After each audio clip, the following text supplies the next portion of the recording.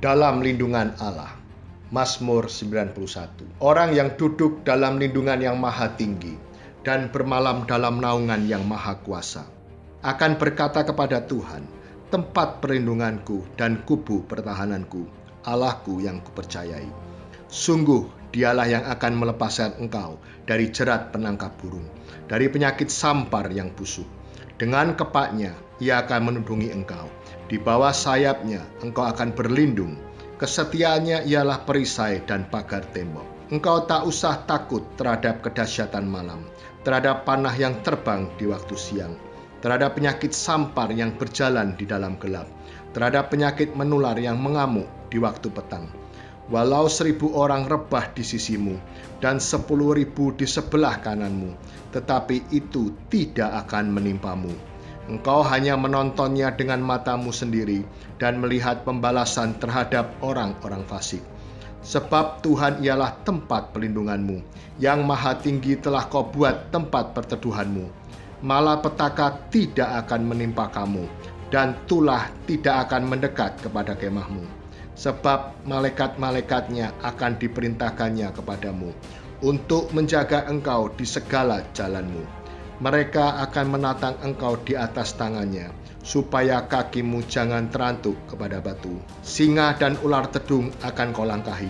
Engkau akan menginjak anak singa dan ular naga. Sungguh hatinya melekat kepadaku, maka aku akan meluputkannya. Aku akan membentenginya sebab ia mengenal namaku. Bila ia berseru kepadaku, aku akan menjawab.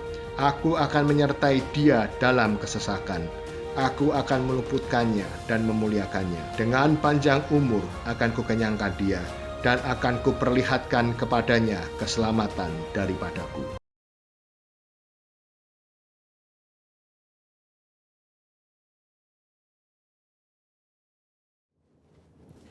Shalom saudara, saya percaya hari ini kita semua dalam keadaan yang luar biasa baik. Voice of Pentecost kali ini akan membahas tentang warisan rohani. Kita saat-saat ini sedang ada dalam masa yang menggairahkan dengan dibangkitkannya generasi Yeremia, di mana anak-anak muda sedang dipakai Tuhan secara luar biasa.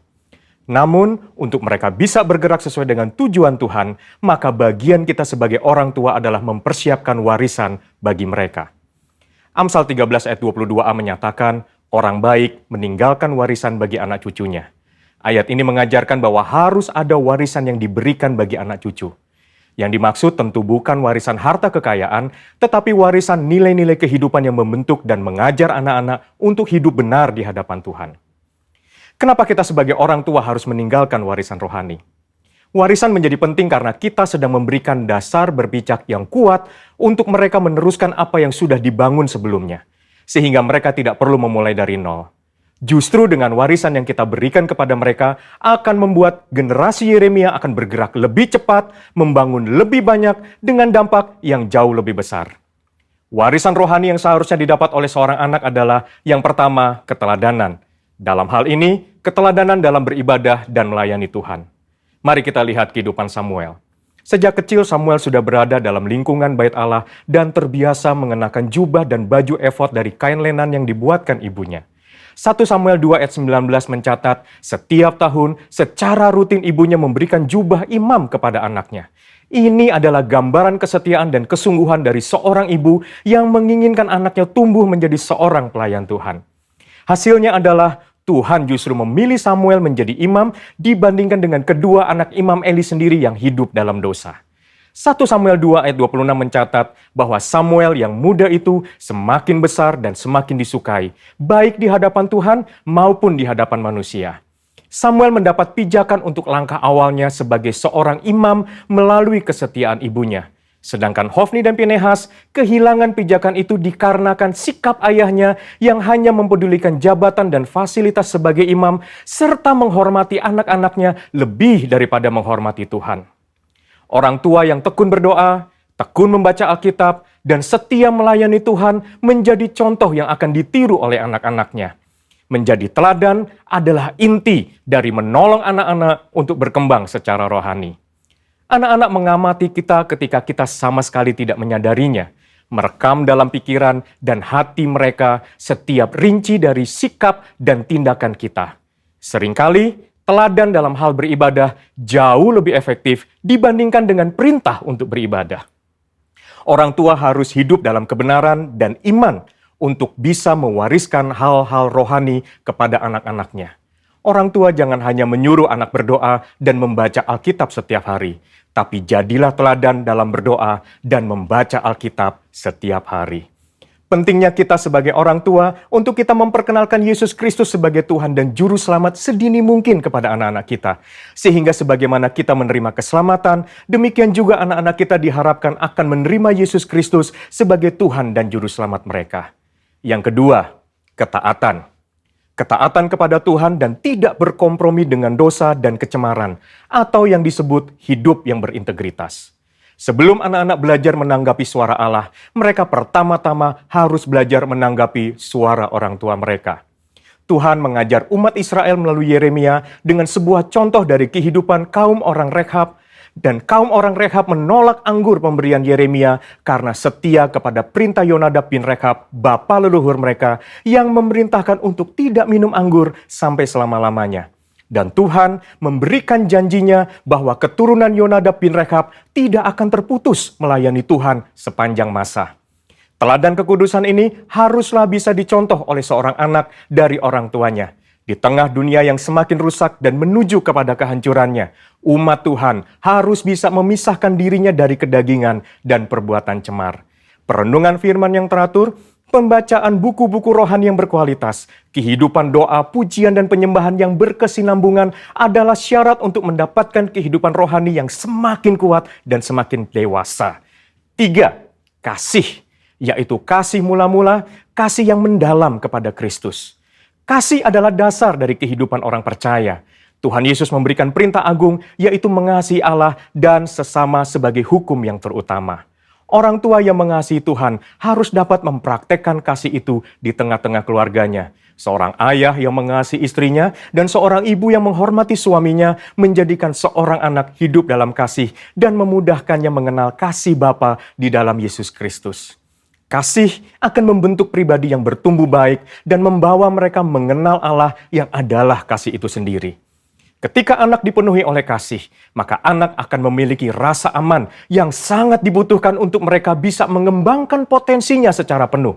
Hasilnya akan memunculkan generasi unggul yang akan mentransformasi bangsa Indonesia melalui karakter, pengetahuan, dan kemampuan yang mereka miliki. Untuk anak-anak muda, ayo kita perhatikan dengan sungguh-sungguh apa yang sedang ditanamkan oleh otoritas di atas kita di dalam kehidupan kita. Ada orang tua yang memberikan arahan kepada kita. Ada gembala yang mengajarkan kehidupan doa, pujian, dan penyembahan. Ada mentor, guru rohani. Mereka semua adalah orang-orang yang Tuhan kirim dalam kehidupan kita untuk menuntun kita masuk dalam rencana Allah yang luar biasa. Biarlah generasi Yeremia yang dipenuhi Roh Kudus, cinta mati-matian kepada Tuhan Yesus, tidak kompromi terhadap dosa, dan akan bergerak untuk memenangkan jiwa, akan muncul dengan warisan rohani dari pendahulunya. Untuk penjelasan lengkapnya dari tim teologi kami, silakan klik link yang ada di atas atau scan QR Code yang tersedia. Salam integritas, Tuhan Yesus memberkati.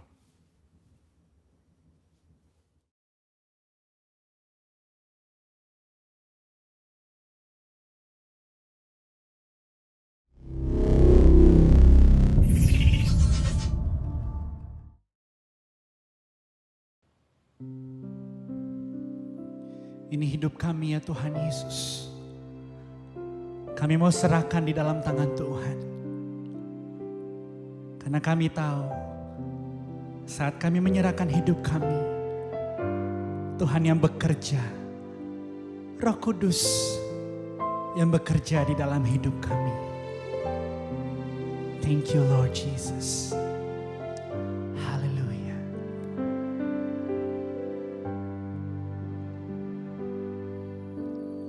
Oh, to Jesus I surrender.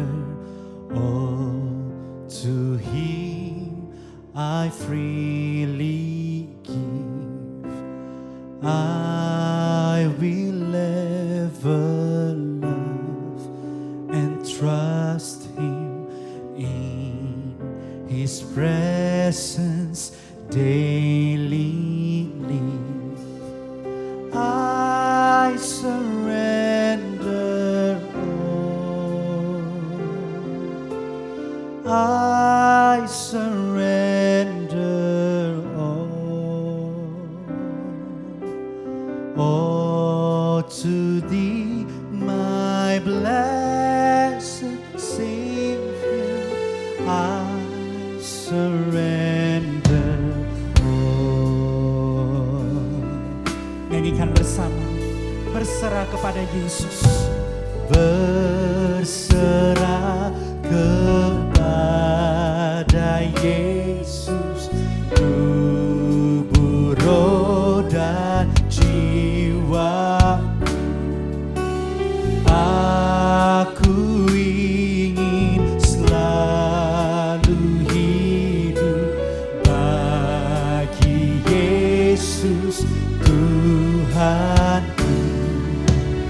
Aku berserah, oh aku berserah pada Yesus, pada Yesus Juru Selamat. Kami berserah pada Yesus. Aku berserah, kami berserah pada Yesus Juru Selamat. Juru Selamat, aku berserah. Lebih lagi nyatakan, kami berserah Tuhan. Aku berserah, kami berserah Tuhan pada Yesus Juru Selamat. Oh Juru Selamat, aku sing it one more time. Aku berserah.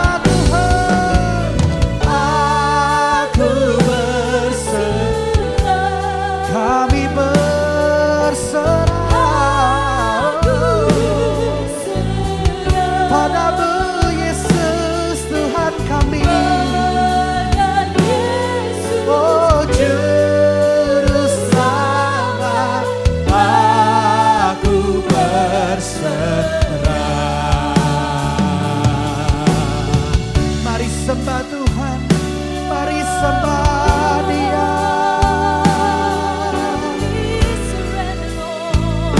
Kami berserah di dalam-Mu ya Tuhan. Kami tahu saat kami menyerahkan hidup kami di dalam Tuhan, Kau yang beracara ya Tuhan Yesus. Apapun masalah, apapun kondisi kami tahu Kau yang memegang kendali dalam hidup kami ya Tuhan.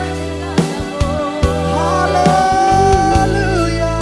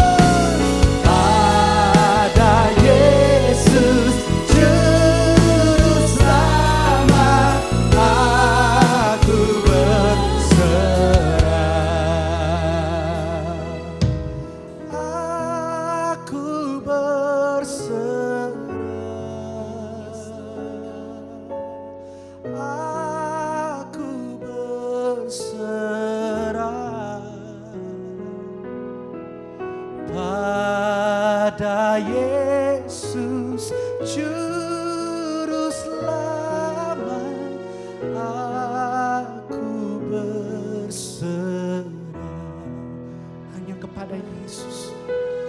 Pada Yesus Juru Selamat, aku berserah. Sekali lagi mari angkat tanganmu, nyatakan. Pada Yesus Juru Selamat, aku berserah.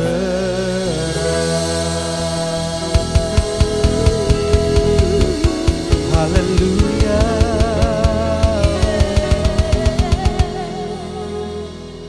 Ini hidup kami ya Tuhan.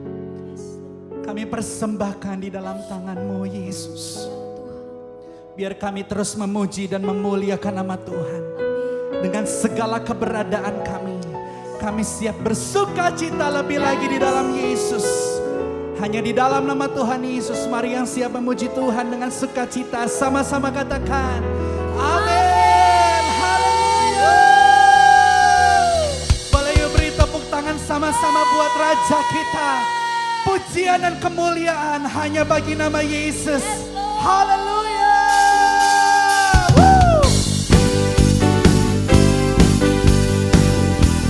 Kami mau menari dan bernyanyi bagi Raja segala Raja. Mari Bapak Ibu Saudara sekalian, bersiap dimanapun saudara berada, menari bagi Tuhan. Every praise to our God, every word of worship with one accord. Every praise is to our God. Sing hallelujah, sing hallelujah to our God. Glory hallelujah is to our God. Every praise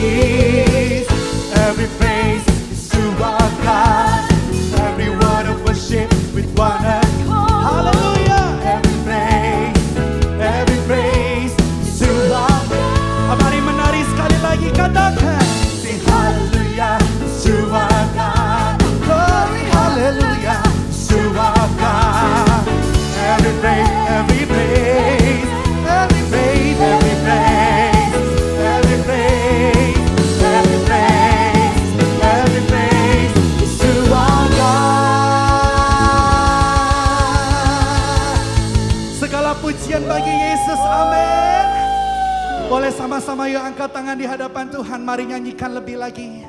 God my Savior, God my healer, God my deliverer. Yes He is, yes He is. God my Savior, God my healer, God my deliverer. Yes He is. Come on, nyanyikan lebih lagi. Come on. God my Savior, God my healer. Yes He is, yes He is, yes He is.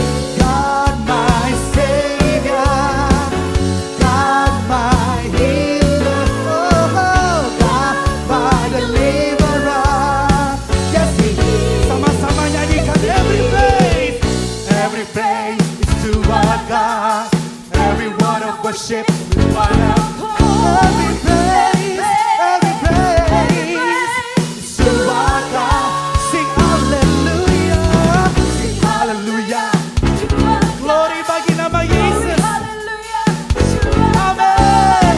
Every praise is to our God. God my Savior, God my Savior, God my healer, God my deliverer. Yes He is, yes He is.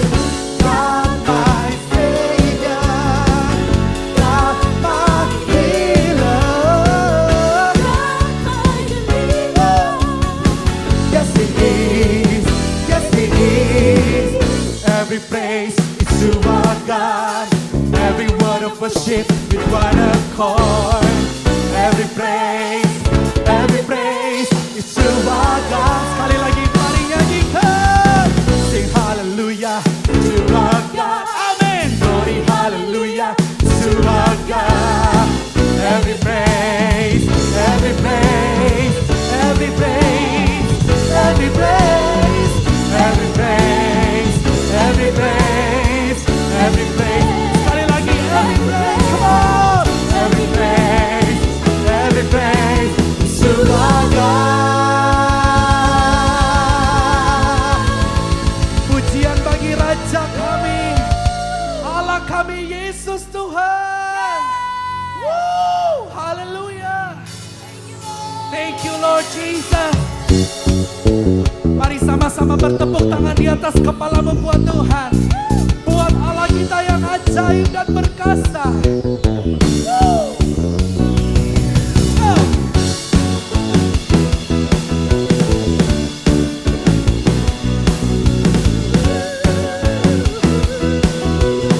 Mari sama-sama nyanyikan buat Tuhan Yesus. Come on. You know that I love you. You know that I want to know so much more than I had before. These words are from my heart.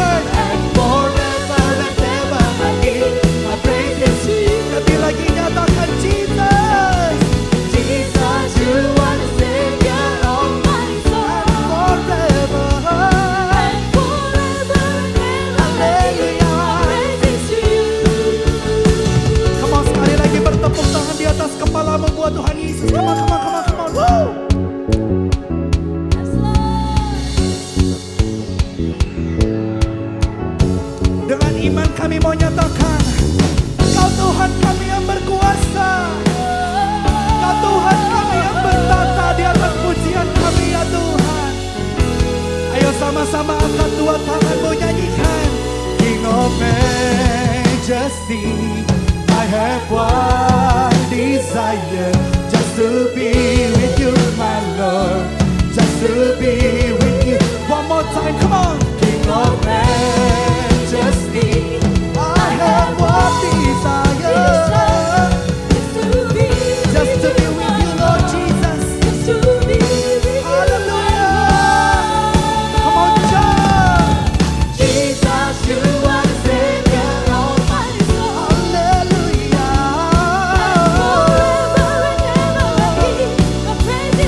Jesus, you're the Savior of Jesus, you are the Savior of my soul. Amen.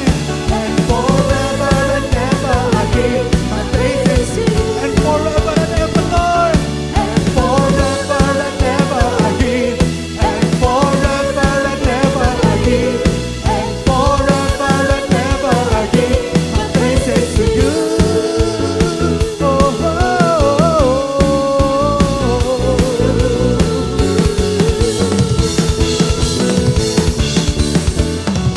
Tepuk tangan buat Yesus kita. Sorakan haleluya. Haleluya, haleluya. Shalom saudara, puji nama Tuhan, kita boleh berada bersama-sama di hari Sabat ini. Sebagaimana kita ada hari ini, saudara mengikuti ibadah online. Saya percaya bahwa saudara dan saya boleh diberkati Tuhan di sepanjang saudara mengikuti ibadah online hari ini. Nah saudara dikasihi oleh Tuhan Yesus Kristus, sebelum kita mendengarkan firman Tuhan hari ini, mari saya mengajak kepada kita semuanya untuk kita boleh tundukkan kepala, untuk kita berdoa bersama-sama. Bapak terima kasih ya Tuhan buat hari ini Tuhan, di hari Sabat ini ya Tuhan, di mana kami boleh duduk diam bersama-sama merenungkan segala kebaikan Tuhan, di mana kami boleh duduk bersama-sama memuji menyembah Tuhan bersama-sama ya Tuhan. Meskipun kami ibadah secara online ya Tuhan, kami percaya hadirat-Mu Tuhan, boleh kami rasakan hadirat-Mu Tuhan ada di tengah-tengah kami ya Tuhan. Karena firman-Mu berkata Tuhan, 2-3 orang berkumpul memuji menyembah Tuhan, maka Tuhan hadir. Terima kasih Tuhan buat kehadiran-Mu di setiap rumah kami masing-masing, di setiap di mana kami boleh beribadah bersama-sama ya Tuhan. Terima kasih Bapak, terima kasih. Kalau sebentar kami akan mendengarkan firman-Mu ya Tuhan, urapi hamba-Mu yang akan menyampaikannya ya Tuhan. Berkati kami semuanya yang akan mendengarkannya ya Tuhan. Sekarang kami tahu Tuhan, firman-Mu itu adalah pelita bagi kaki kami, terang bagi jalan-jalan kami ya Tuhan. Di dalam nama Yesus Tuhan, kami siapkan hati kami bersama-sama untuk kami boleh mendengarkan firman-Mu Tuhan. Tutup bungkus kami dengan kuasa dalam yang kudus. Di dalam nama Tuhan kami Yesus Kristus, kita yang siap untuk kita mendengarkan firman Tuhan hari ini bersama-sama dengan segenap hatimu. Katakan amin. Saudara, saya percaya saudara dan saya dalam keadaan sehat, tak kurang suatu apapun. Saya percaya saudara dan saya hari ini karena ada semua oleh karena anugerah Tuhan yang begitu luar biasa yang Tuhan berikan buat kita. Nah saudara, saya terus berdoa buat saudara-saudara dimanapun saat ini berada, yang saat ini sedang mengikuti ibadah online, biarlah setiap kita bersama-sama boleh diberkati. Selama kita mendengarkan firman Tuhan, selama kita mengikuti ibadah online yang saat ini sedang kita ikuti bersama-sama. Nah saudara dikasih oleh Tuhan Yesus Kristus, percaya bahwa hidup itu adalah suatu perjalanan, bahwa hidup itu adalah suatu perjalanan yang kemanapun kita berjalan adalah ada suatu tujuan yang yang akan kita tuju, saudara. Nah, bagaimana dalam setiap kehidupan kita, saudara? Apakah kehidupan kita itu salah satu langkahnya adalah sudah berkenan di hadapan Tuhan? Nah, saudara dikasih oleh Tuhan Yesus Kristus, perjalanan di dalam hidup kita, saya percaya bahwa semuanya tidak berjalan mulus, saudara. Setiap perjalanan hidup kita melewati rintangan demi rintangan yang sangat luar biasa, saudara. Dan saya percaya, saudara, ketika anak SD kelas 1 atau kelas 2 ingin naik ke kelas 3, saudara, itu harus ada suatu rintangan demi rintangan ujian yang harus dilewatinya. Begitu juga dengan ketika anak SD ini mau naik ke tingkat SMP, saudara, dia harus mengikuti semua ujian. Percayalah, saudara, bahwa hidup adalah suatu perjalanan, di mana perjalanan-perjalanan ini adalah suatu ujian di dalam hidup kita untuk kita boleh menaik level, saudara. Yang percaya katakan amin. Nah, saudara dikasih Tuhan Yesus Kristus, yuk bersama-sama kita ambil Alkitab kita masing-masing, kita ambil tab kita ambil handphone kita yang tentunya ada aplikasi Alkitab, saudara. Kita buka di dalam Mazmur 107 pasal yang ke-7. Ya, sekali lagi Mazmur pasal yang ke-7 ayat yang ke-7. Yuk kita baca sama-sama, saudara, dengan segenap hati kita.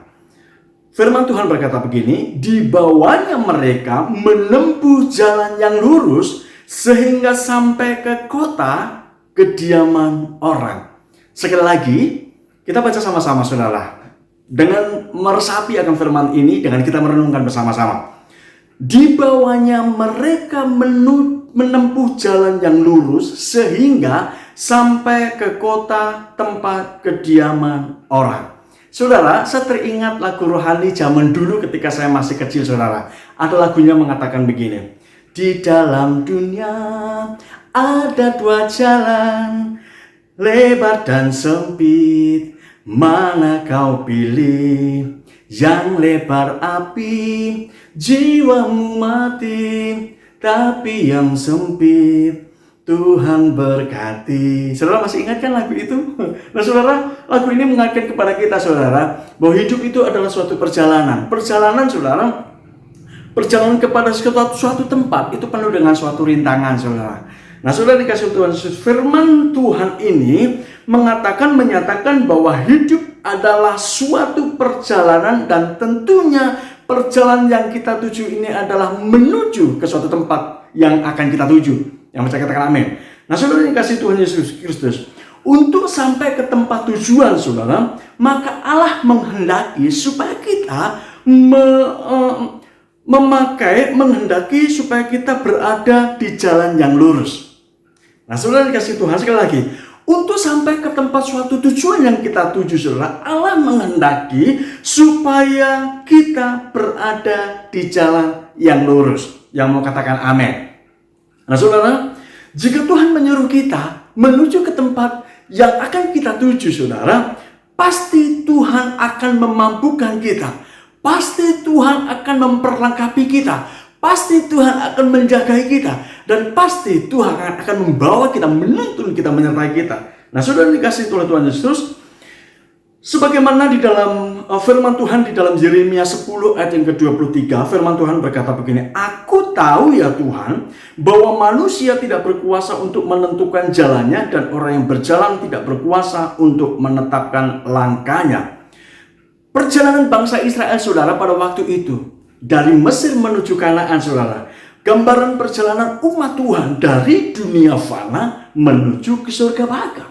Nah, saudara dikasih Tuhan Kristus, perjalanan ini tidak nyaman, saudara, yang dilakukan oleh umat Israel pada waktu itu. Perjalanan ini dia harus berada di terik matahari yang sangat panas, saudara. Dia harus berjalan di tengah malam dengan angin yang sangat kencang, saudara. Diwarnai dengan duri dan onak, saudara. Belum lagi jalannya itu menurun, belum lagi jalannya itu naik, saudara. Nah, ini jalannya sempit, saudara. Nah, di dalam Matius pasal yang ke-7 ayat ke-4, begitu juga dengan ketika bangsa Israel ini berjalan menuju ke suatu tempat tanah Kanaan, saudara, dia harus mendapatkan air yang pahit, saudara, seperti di dalam Keluaran 15 ayat ke-23. Nah, saudara, setiap langkah kita diwarnai dengan bahaya maut, saudara. Setiap perjalanan kita itu diwarnai dengan alam maut, saudara. Belum dengan adanya ular-ular yang ada di sekeliling kita, belum binatang-binatang luas yang ada di sekeliling kita, seperti di dalam Mazmur 19 ayat ke-31, saudara. Namun itulah jalan satu-satunya langkah, saudara, bahwa perlu diingat bahwa kita tidak sendirian di dalam kita melakukan perjalanan ini. Yang percaya katakan amin.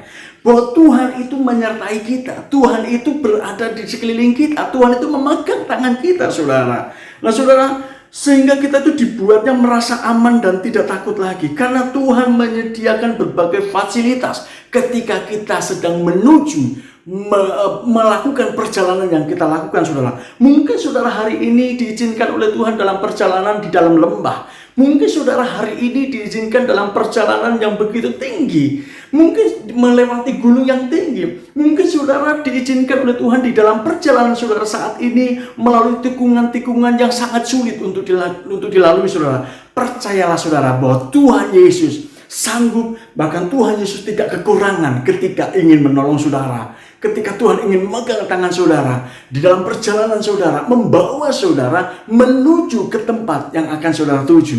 Yang percaya katakan amin. Nah, saudara yang kasih Tuhan Yesus Kristus, untuk perjalanan pada jalan yang lurus, kita perlu menyimak beberapa hal berikut ini. Ada 4 hal, bagian yang harus kita simak bersama-sama untuk kita berada di jalan yang lurus yang harus kita tempuh bersama-sama. Yang mau katakan amin. Nah, saudara dikasih Tuhan Yesus Kristus. Yang pertama, saudara, untuk berjalan pada jalan yang lurus, kita harus berpikir yang lurus. Pikiran yang lurus adalah pikiran yang positif, saudara. Pikiran yang lurus bukan pikiran yang negatif, saudara. Bukan pikiran yang sia-sia, saudara. Bukan pikiran yang jahat, saudara. Tapi pikiran yang lurus adalah berisikan hal-hal yang indah. Yang percaya katakan amin. Firman Tuhan berkata begini di dalam Filipi 4 ayat ke-8. Kita buka bersama-sama di dalam Filipi 4 ayat ke-8. Dikatakan begini. Jadi akhirnya saudara-saudara, semua yang benar, semua yang mulia, semua yang adil, semua yang suci, semua yang manis, semua yang sedap didengar, semua yang disebut kebajikan dan patut dipuji, pikirkanlah semuanya itu. Katakan sama-sama amin. Nah, saudara, ada sebuah ilustrasi mengatakan begini. Ada sebuah kisah dari kakek yang tinggal di sebuah kampung yang bersahaja. Suatu sore si kakek ini mendapati pohon pepaya di depan rumahnya yang siap untuk dipanen gitu, saudara. Padahal pohon pepaya ini cuma 2 biji, saudara. 2 biji yang siap untuk dipanen. Nah, ia berencana memetik buah itu untuk keesokan harinya. Apa yang terjadi, saudara? Namun saat pagi hari menjelang, ia mendapati bahwa salah satu pepaya itu hilang, saudara. Dicuri oleh orang. Nah, si kakek ini merenung dengan bersedih, saudara. Akhirnya si nenek ini bilang begini, kakek, gara-gara pepaya aja kakek sampai bersedih seperti itu. Akhirnya kakek bilang seperti ini, saya bukan bersedih karena kehilangan pepaya, tapi saya bersedih ketika orang itu ingin mengambil pepaya. Bagaimana dia harus melihat ke kanan ke kiri supaya memastikan tidak ada orang. Dia memikirkan bagaimana orang ini mau mencuri pepaya, dia harus naik ke pohon pepaya tersebut untuk mendapatkan pepaya. Nah, akhirnya dengan singkat cerita bahwa si kakek ini dengan kesedihannya, kasihan si orang yang mencuri pepaya ini, meminjam tangga kepada tetangganya, saudara. Dia diletakkan di dekat pohon pepaya tersebut. Dia berharap supaya ketika orang itu ingin mencuri kembali pepayanya yang masih satu itu, saudara, dia tidak susah-susah untuk mencari pepaya, tapi dia artinya itu mempermudah orang yang ingin mencuri pepaya tersebut. Nah, dia mengambil tangga, pinjam kepada tetangganya, diletakkan di dekat pohon pepaya tersebut, saudara. Keesokan harinya, saudara, dia melihat bahwa ternyata pepayanya itu masih utuh. Dia tidak mendapati pepaya itu hilang.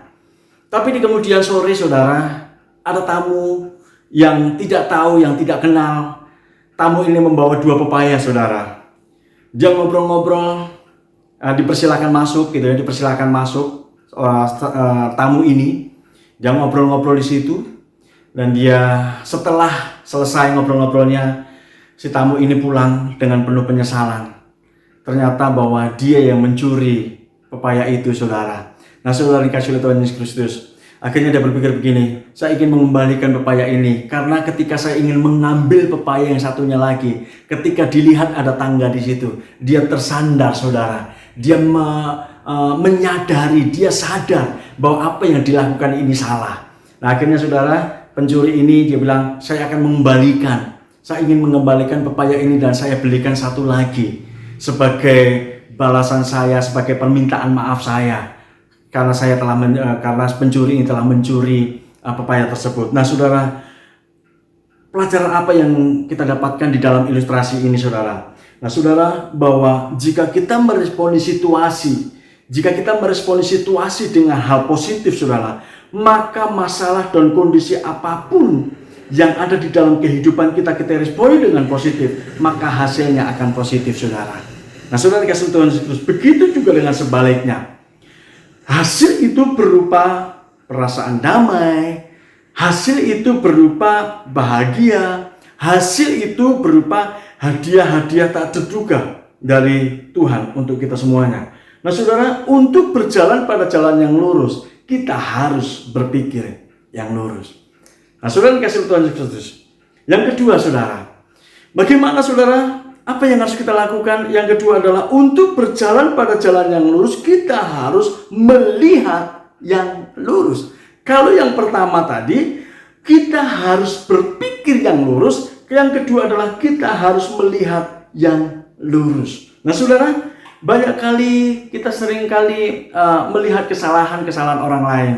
Seringkali kita tuh gampang sekali mengecas orang lain, saudara. Wah, itu kurang bagus itu WL-nya ketika kita sedang mengikuti ibadah. Wah, itu kok saya nggak merasakan hadirat Tuhan yang ketika WL itu menaikkan pujian penyembahan. Kok saya itu tidak mendapatkan sesuatu hal yang baik, ya apa? Mendapatkan sesuatu rema ya ketika saya mendengarkan firman Tuhan yang disampaikan oleh pendeta si A.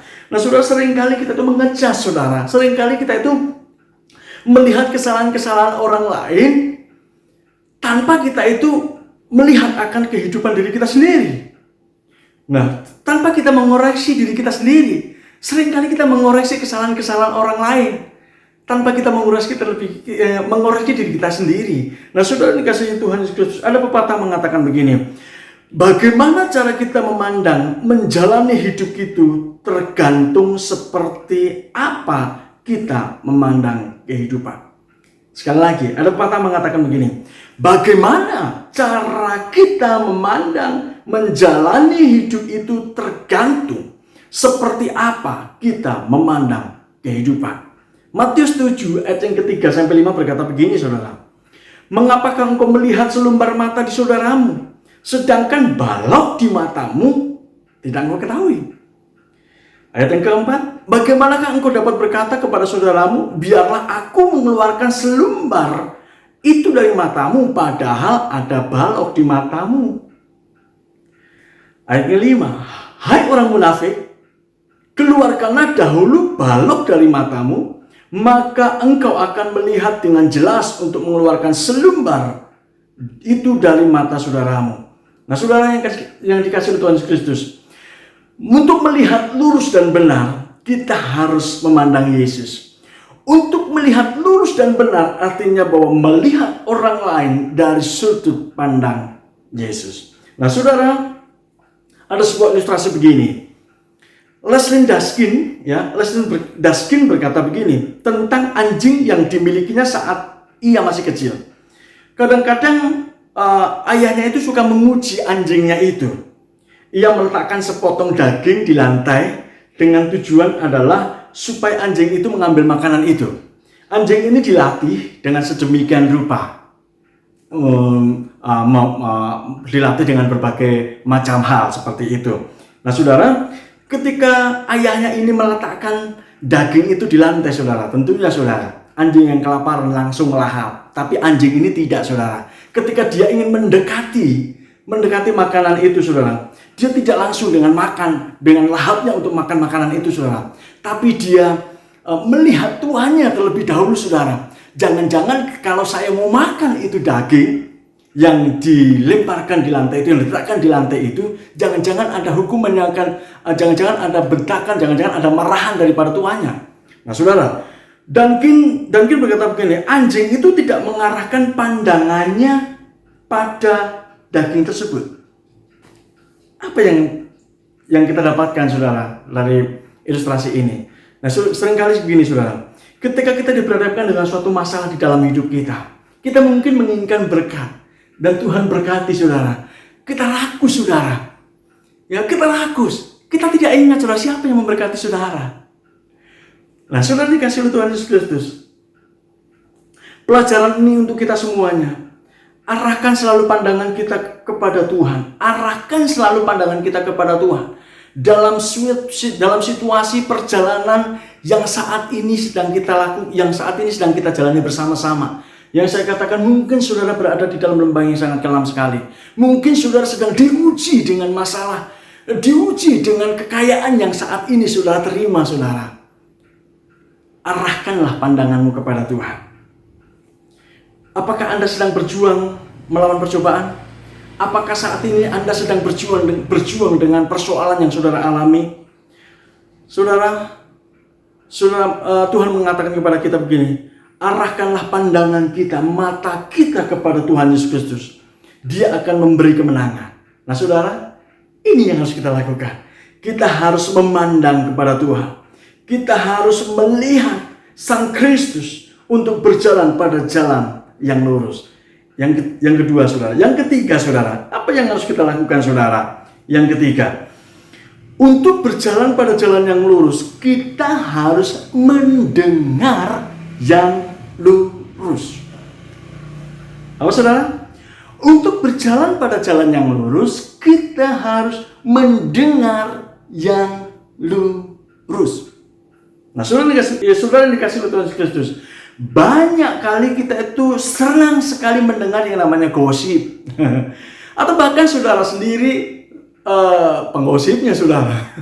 Nah saudara, seringkali kita itu senang sekali mendengar yang namanya gosip-gosip, sehingga dikatakan bahwa gosip semakin digosok itu semakin sip, ya katakan seperti itu.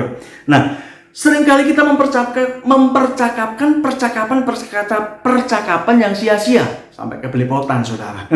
Seringkali kita mempercakapkan percakapan yang sia-sia, sehingga tidak ada manfaat ketika kita itu berbincang-bincang karena hanya menggosipkan satu dengan yang lain saudara.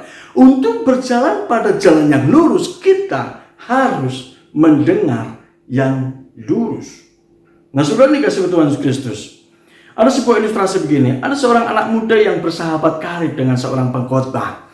Suatu ketika seorang anak muda ini sedang mengalami PHK di dalam pekerjaannya saudara, sehingga dia frustasi, dia penuh kekecewaan, dan akhirnya dia pergi ke salah satu seorang pengkhotbah itu saudara. Karena saking akrabnya, dia datang kepada seorang pengkhotbah dengan tujuan supaya ya didoakanlah seperti itu, supaya ada jawaban yang lain, dia mendapatkan pekerjaan yang lain seperti itu. Nah, seorang pengkhotbah ini dia di salah satu ruangan, dan seorang anak muda ini dia berada di salah satu tempat yang lain. Dia menceritakan keluh kesahnya bagaimana anak muda ini sedang mengalami PHK saudara. Dia bercerita, dia saat ini sedang kekurangan dan lain-lain, dan berbagai macam hal yang dia alami itu dengan penuh kekurangan seperti itu saudara. Akhirnya dia menceritakan dengan penuh emosi saudara. Dia sudah berdoa tidak mendapatkan sesuatu jawaban. Sepertinya dari Tuhan tidak mendapatkan suatu jawaban. Nah dia ngomong sama seorang pendeta, seorang pengkhotbah ini kepada temannya ini. Seorang pengkhotbahnya itu bilang gini, dia ngomong kepada seorang anak muda ini. Dia ngomong, tapi seorang anak muda ini tidak mendengarkan apa yang diomongkan oleh seorang pengkhotbah ini. Akhirnya seorang pengkhotbah ini, karena seorang anak muda ini ngomong bla bla bla dengan penuh emosi, dia pindah ke ruangan lain. Seorang pengkhotbah ini pindah ke ruangan lain. Dengan diikuti seorang anak muda ini, dia ngomong lagi, dia menceritakan keluh kesahnya, dia menceritakan masalahnya di dalam hidupnya yang saat itu sedang kena PHK. Dan dia mendekati kepada seorang pengkhotbah ini. Pengkhotbah ini ngomong, pengkhotbah ini ngomong saudara. Tapi seorang anak muda ini tidak mendengarkan. Akhirnya ditepuklah seorang anak muda ini. Tepuklah. Kamu ngomong apa? Dia menceritakan. Dia mengatakan begini. Seringkali kita menginginkan suatu jawaban. Di tengah situasi persoalan perjalanan yang saat ini mungkin Tuhan izinkan di dalam setiap kehidupan kita yang tidak baik menurut kita saudara. Kita berkeluh kesah saudara. Dia menceritakan dengan berbagai macam hal. Nah saudara, untuk mendengar suara Tuhan, diperlukan waktu untuk kita duduk diam bersama-sama, kita bercakap-cakap. Nah, seringkali ketika kita diperhadapkan dengan suatu masalah, saudara, kita datang kepada Tuhan, kita mengungkapkan persoalan kita, kita menceritakan masalah kita kepada Tuhan dengan menggebu-gebu, dengan penuh emosi, tanpa Tuhan mendengar suara kita, saudara. Tanpa kita mendengar suara Tuhan, saudara. Nah, saudara yang kasih oleh Tuhan Yesus Kristus, dengan lembut si pengkhotbah ini memegang pundak daripada seorang anak muda ini, berkata begini, saudaraku, Allah kadang-kadang berbisik, jadi kita perlu mendekat kepada Tuhan. Jadi begini, Allah kadang-kadang itu berbisik kepada kita dengan lembut sekali ketika Tuhan ingin berbicara kepada kita. Seringkali saudara, kita membatasi roh Tuhan itu berbicara kepada kita, karena kita itu hanya mengungkapkan kekesalan kita, ke emosi kita kepada Tuhan karena ada masalah yang begitu berat di dalam hidup kita. Ada waktunya saudara, bahwa Tuhan rindu untuk Tuhan itu berbicara kepada kita, untuk kita datang kepada Tuhan. Nah, saudara yang kasih oleh Tuhan Yesus Kristus, Mazmur pasal yang ke-1 ayat yang ke-1 dikatakan begini, berbahagialah orang yang tidak berjalan menurut nasihat orang fasik, yang tidak berdiri di jalan orang berdosa, dan yang tidak duduk dalam kumpulan pencemooh. Nah, saudara, yang dikasih oleh Tuhan Yesus Kristus, bagian yang ketiga saudara, untuk berjalan pada jalan yang lurus, kita harus mendengar yang lurus. Mendengar apa? Mendengar firman Tuhan. Mendengar apa? Mendengarkan Tuhan di dalam hidup kita. Banyak saudara, media-media di mana Tuhan itu berbicara kepada kita, saudara. Mungkin saat ini saudara mendengarkan firman Tuhan, itulah Tuhan sedang berbicara kepada saudara. Mungkin saudara sedang mendengarkan lagu-lagu rohani. Mungkin media itu Tuhan sedang berbicara kepada saudara. Mungkin saudara sedang membaca lagu rohani, membaca buku-buku rohani. Maaf, Tuhan sedang berbicara kepada saudara ketika saudara membaca buku rohani tersebut. Mungkin saudara sedang diperhadapkan dengan masalah yang saat ini saudara alami. Tuhan sedang berbicara kepada persoalan yang saudara alami. Nah, saudara yang kasih oleh Tuhan Yesus Kristus, Tuhan Yesus melalui media-media yang ada, Tuhan itu rindu berbicara kepada setiap kita. Kita buka telinga kita untuk kita mendengar suara Tuhan. Bagaimana untuk kita mendengar suara Tuhan? Kita harus intim, lebih dekat sama Tuhan. Yang mau katakan amin. Yang keempat saudara, yang terakhir saudara, saya percaya saudara, ada sesuatu hal yang luar biasa ketika kita mendengarkan firman Tuhan ini.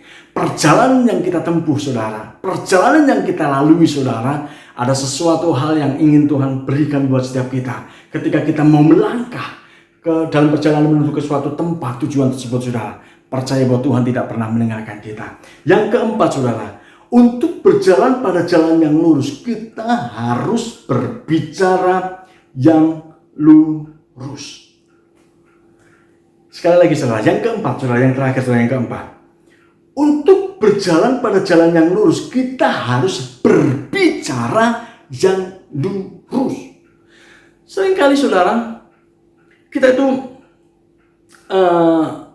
tidak suka dengan orang, kita mengutuki orang tersebut. Bukan kita memberkati. Ya, enak saudara. Susah dong. Pak Pendeta susah. Untuk memberkati orang, memperkatakan hal yang baik. Mereka membenci kepada kita. Susah Pak Pendeta. Susah Pak. Susah. Nah, saudara dikasih Tuhan Yesus Kristus, dikatakan begini di dalam Amsal 18 ayat yang ke-21. Mengatakan begini, hidup dan mati dikuasai oleh lidah. Siapa suka menggemakannya akan memakan buahnya. John Wesley berkata begini, hati-hati dengan berjanji, karena hal itu akan menjadi ukuran sampai di mana keluhuran budimu. Saudara, dengan lidah yang sama, dengan lidah kita bisa memberkati. Dengan lidah yang sama juga kita bisa mengutuk orang. Nah, saudara yang kasih Tuhan, ada lagu dunia mengatakan begini, lidah tak bertulang. Nah, memang saudara, lidah itu tak bertulang saudara. Kita tidak boleh berbicara seperti kita itu tidak mengenal Tuhan. Pembicaraan kita, percakapan kita itu harus benar. Perkataan kita itu harus membangun. Perkataan kita itu harus menghibur. Perkataan kita itu harus menguatkan orang lain. Nah, saudara dikasih Tuhan Yesus Kristus, janganlah ada perkataan-perkataan kotor yang keluar dari mulut kita. Seringkali ketika kita disulut dengan emosi, saudara, perkataan-perkataan kotor keluar dari mulut kita, saudara. Nah, saudara, mari kita cek pribadi kita masing-masing. Apakah mulut kita itu untuk memuji menyembah Tuhan? Apakah mulut kita itu hanya untuk menggosipkan orang lain? Apakah mulut kita itu hanya memperkatakan perkataan-perkataan orang lain? Apakah mulut kita itu untuk mengutuki orang lain? Nah, saudara dikasih oleh Tuhan Yesus Kristus, ada sebuah ilustrasi mengatakan begini. Suatu ketika ada cerita tentang sebuah kerajaan yang mempunyai seorang koki. Nah, koki ini terkenal sekali karena koki ini bisa memasak masakan yang sangat disukai oleh raja tersebut. Nah, suatu ketika Bapak Saudara, raja ini memanggil kepada seorang koki ini di hadapan raja. Koki ini nunduk. Dia bilang begini, raja ini berkata kepada koki, "Koki, saya minta kepada koki untuk memasak masakan yang paling lezat yang ada di dalam dunia ini yang belum pernah ada." Gitu ya. Akhirnya si koki ini penuh dengan suatu pikiran-pikiran, apa ya yang harus saya masak, gitu ya. Ini masakan yang belum pernah dimasak, tapi harus, raja mengatakan mau dimasakkan masakan-masakan yang paling enak di dunia yang belum pernah dimakan oleh raja yang ada di dalam dunia ini. Nah, akhirnya si koki ini masuk ke dapur. Dia mempersiapkan dengan berbagai macam sayuran-sayuran dan daging-dagingan yang lain, gitu ya. Setelah selesai, dia menghadap kepada raja, bilang begini, "Raja, masakannya sudah selesai." Raja dengan senang hati dia bilang begini. Ketika hidangan itu dihidangkan kepada raja, raja bilang begini, "Ini masakan apa, koki? Ini masakan apa? Ini kok aneh sekali." Akhirnya koki ini bilang begini, "Koki, hidangan ini adalah hidangan lidah." Si raja kaget, "Hah? Hidangan lidah? Apa maksudnya?" Gitu kan? "Apa maksudnya hidangan lidah?" Nah, saya membawa masakan ini kepada raja tuanku.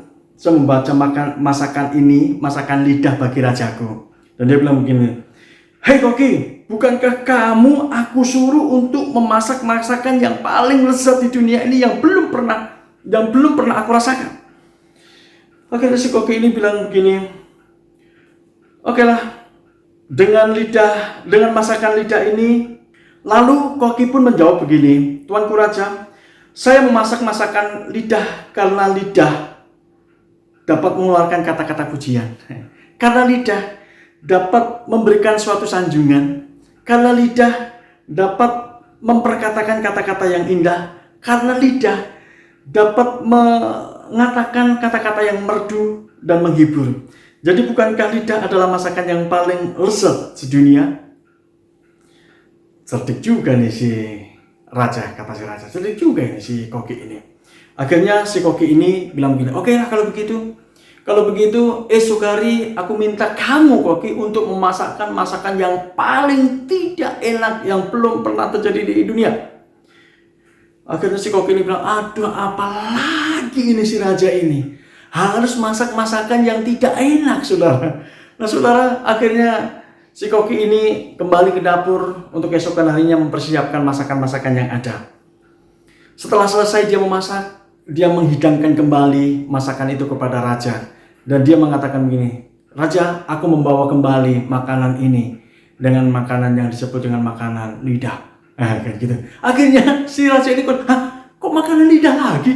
Gitu. Kok makanan lidah lagi? Nah, koki ini menjawab, "Tuanku raja, bukankah dengan lidah juga kita bisa mengeluarkan kata-kata yang pedas?" "Tuanku raja, bukankah dengan lidah kita bisa mengeluarkan kata-kata yang kotor?" Nah, "Tuanku raja, bukankah dengan lidah juga kita bisa memperkatakan perkataan-perkataan yang jelek?" Nah, sudah dikasih Tuhan Yesus Kristus. Ilustrasi ini menceritakan bahwa kita bisa melihat betapa hebatnya fungsi dan peran lidah kita, saudara. Dengan lidah kita bisa memperkatakan hal-hal yang positif. Dengan lidah juga kita bisa memperkatakan hal-hal yang negatif. Nah saudara, kuasailah lidah. Kuasailah lidah kita, saudara. Kuasailah perkataan kita. Nah saudara, untuk berjalan pada jalan yang lurus, kita harus menguasai bicara kita. Nah saudara dikasih oleh Tuhan Yesus Kristus. Untuk berjalan pada jalan yang lurus, kita harus menyimak tadi 4 hal. Yang pertama adalah, untuk berjalan pada jalan yang lurus, kita harus berpikir yang lurus. Yang kedua, untuk berjalan pada jalan yang lurus, kita harus melihat jalan yang lurus. Yang ketiga, saudara, untuk berjalan pada jalan yang lurus, kita harus mendengar yang lurus. Dan yang terakhir, saudara, yang keempat, untuk berjalan pada yang lurus, kita harus berbicara yang lurus. Tuhan Yesus memberkati. Biarlah setiap firman ini boleh menjadi kekuatan bagi setiap kehidupan kita. Tundukkan kepala bersama-sama, kita renungkan firman Tuhan hari ini. Terima kasih Tuhan, firman-Mu Tuhan, boleh kami dengar hari ini Tuhan.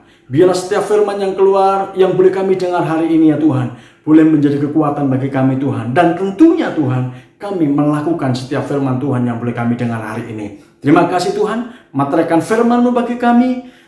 Bila firman-Mu Tuhan boleh bertumbuh dalam hidup kami. Terima kasih Tuhan, kami berdoa untuk gembala kami, Bapak Pendeta Hari Nugroho ya Tuhan, Kau memberkati seluruh keluarganya Tuhan, Kau memberkati setiap kehidupan dan aktivitasnya Tuhan. Tuhan memberkati seluruh keluarganya Tuhan, tutup bungkus dengan kuasa dalam Yang Kudus. Kami juga berdoa Tuhan buat gereja GBKNR Alamanda Tuhan. Tuhan memberkati Tuhan. Setiap jemaat-jemaat-Mu dimanapun saat ini, Tuhan memberkati setiap mereka. Ada kekuatan yang baru, ada kesehatan yang baru ya Tuhan. Kami serahkan setiap para pelayan Tuhan yang ada. Semuanya Tuhan ke dalam tangan Tuhan yang penuh kuasa. Terima kasih Tuhan. Kami kembalikan segala pujian, hormat, syukur kami hanya bagi nama Tuhan kami, Yesus Kristus. Dalam nama Yesus kami berdoa dan kami mengucap syukur. Bersama-sama katakan, Amin. Tuhan Yesus memberkati.